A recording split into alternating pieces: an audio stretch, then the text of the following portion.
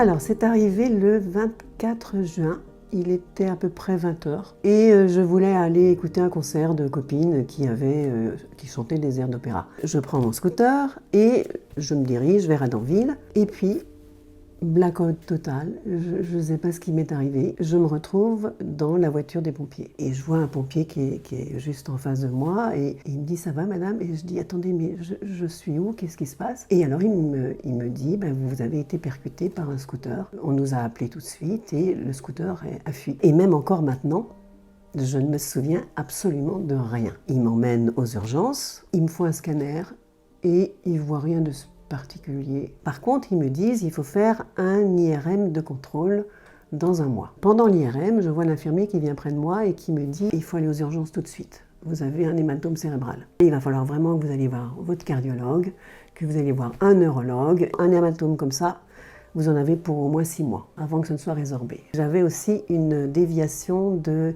l'axe médian du cerveau. Mais donc 1 mois plus tard, il n'y avait pratiquement plus d'hématome. Et mon cerveau était revenu à sa place. Alors il se fait que moi, pendant 3 mois, j'ai été un peu comme sur des œufs. J'avançais, et je sentais que tout ça bougeait. Et j'avais toujours l'impression que mon cerveau droit, il bougeait. Enfin, donc c'est extrêmement désagréable. Et puis j'ai fait un scanner en mars, là, et tout va bien. Ce qui s'est passé, c'est que, évidemment, j'ai fait appel à mon assurance. Évidemment, elle m'a dit, vous ne connaissez pas celui qui vous a provoqué l'accident, donc il n'y a pas de témoin.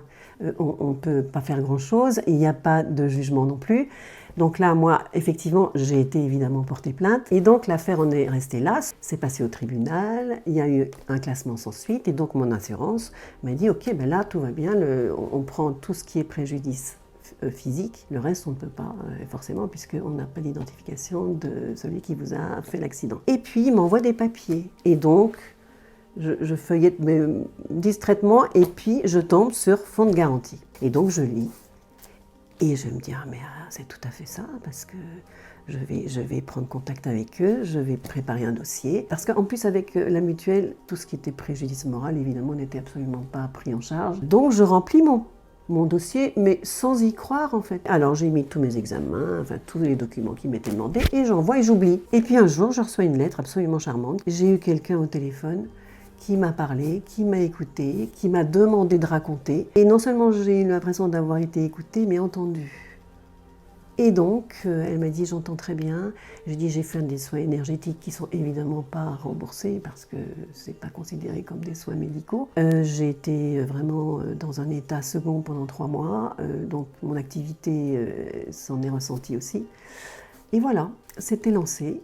Et puis effectivement, j'ai été indemnisée. Et franchement, je remercie chaleureusement non seulement le fonds de garantie au niveau financier, mais aussi surtout l'accueil que j'ai eu.